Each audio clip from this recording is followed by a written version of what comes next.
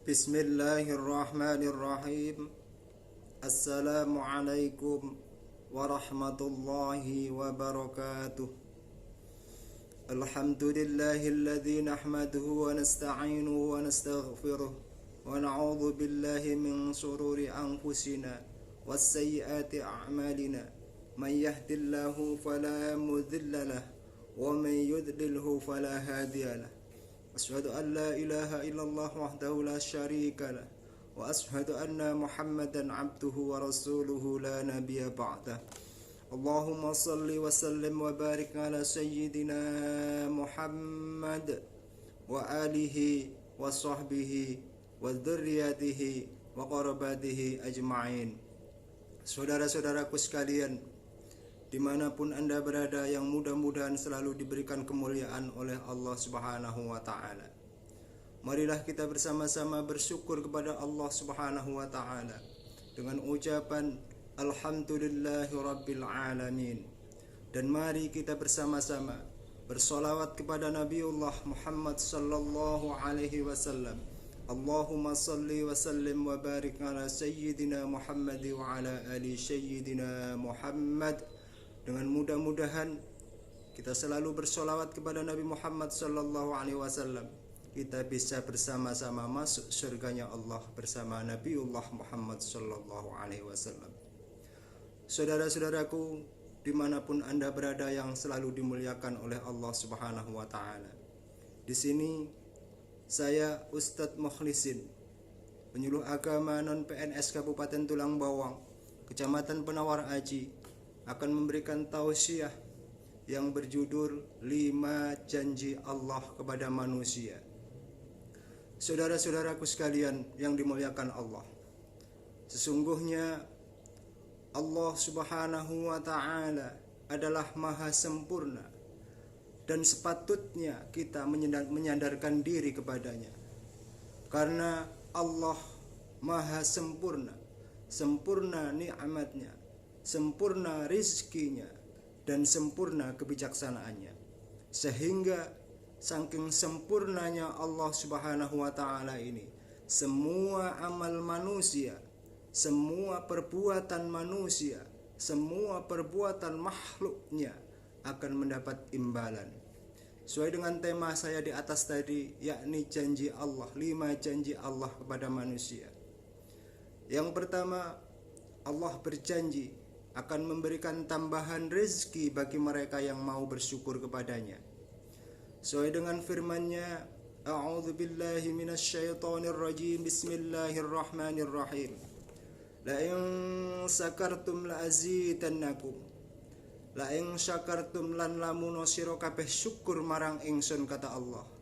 La azidannakum, mesti ingsun bakal nambahi nikmat ingsun kepada kalian.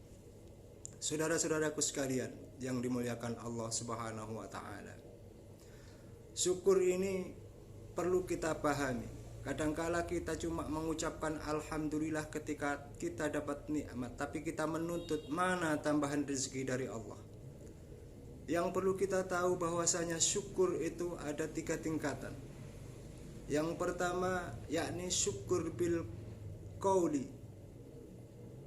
atau ada yang mengucapkan syukur bil lisan, yakni dengan ucapan alhamdulillahirabbil alamin. Yang kedua, syukur bil a'mali, atau ada yang mengucapkan syukur bil arhani, yakni syukur dengan amal perbuatan kita ataupun syukur dengan anggota badan kita. Yang ketiga, yakni syukur bil qalbi, syukur dengan hati kita. Kalau orang Jawa, nrimo ing pandum, yakni syukur dengan cara menerima semua pemberian Allah Subhanahu wa Ta'ala kepada kita dengan ikhlas, dengan seikhlas-ikhlasnya mengharap ridhonya. Ini yang dinamakan syukur bil qalbi.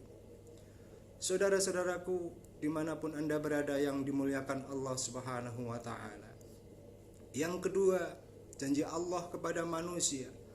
Allah siapkan pengabulan bagi mereka yang meminta kepadanya, yakni yang berdoa kepadanya.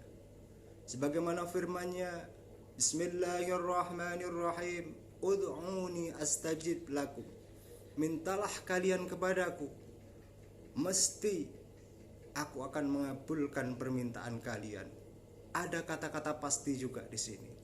Jadi semua manusia yang meminta kepada Allah pasti akan dikabulkan permintaannya itu. Hanya saja masalah pengabulan doa di sini ataupun permintaan kita kepada Allah Subhanahu wa taala di sini, ini ada kaitannya dengan qada ataupun ketentuan Allah Subhanahu wa taala yang telah ditulis sebelum penciptaan ruh kita. Saudara-saudaraku yang dimuliakan Allah Subhanahu wa taala. Yang ketiga, Allah telah siapkan ampunan bagi mereka yang beristighfar kepadanya. Andai kata, ini dalam hadis Rasulullah sallallahu alaihi wasallam, andai kata kalian berbuat salah dengan kesalahan itu mencapai tingginya langit, kemudian engkau mohon ampun kepada Allah Subhanahu wa taala, pasti Allah mengampuni dosa kalian ataupun kesalahan kalian. Ini sesuai dengan hadis Rasulullah Shallallahu Alaihi Wasallam. Ada kata-kata pasti juga di sini. Terus yang keempat, Allah akan selalu membuka pintu taubat bagi mereka yang mau insaf kepada Allah ataupun bertaubat kepada Allah Subhanahu Wa Taala. Sesuai dengan hadis qudsinya Allah, yang artinya telah tertulis di sekitar arsy, terhitung 4000 tahun sebelum dunia tercipta.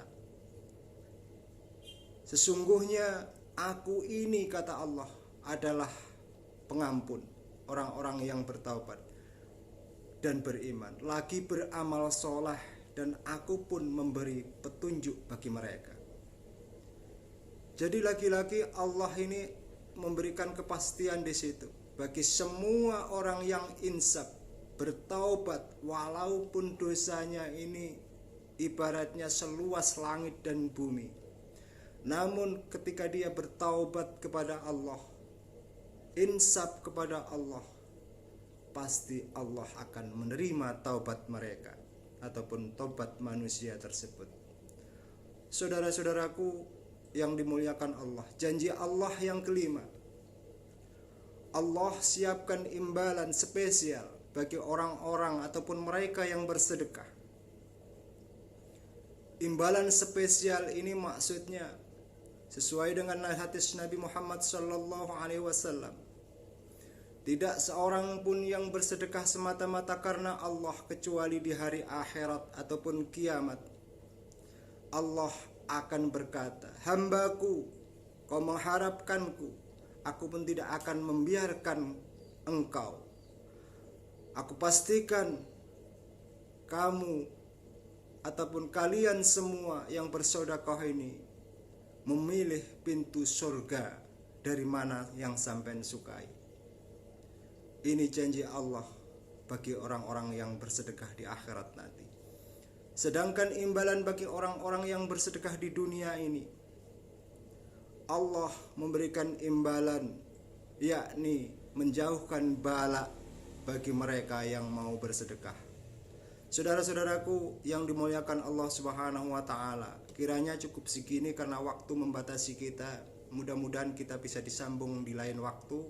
Kurang lebihnya tausiah saya ini, saya mohon ampun yang sebesar-besarnya kepada Bapak, saudara-saudaraku sekalian. Akhiru kata, wallahul mu'afiq ila aqwamit thariq. Wassalamualaikum warahmatullahi wabarakatuh.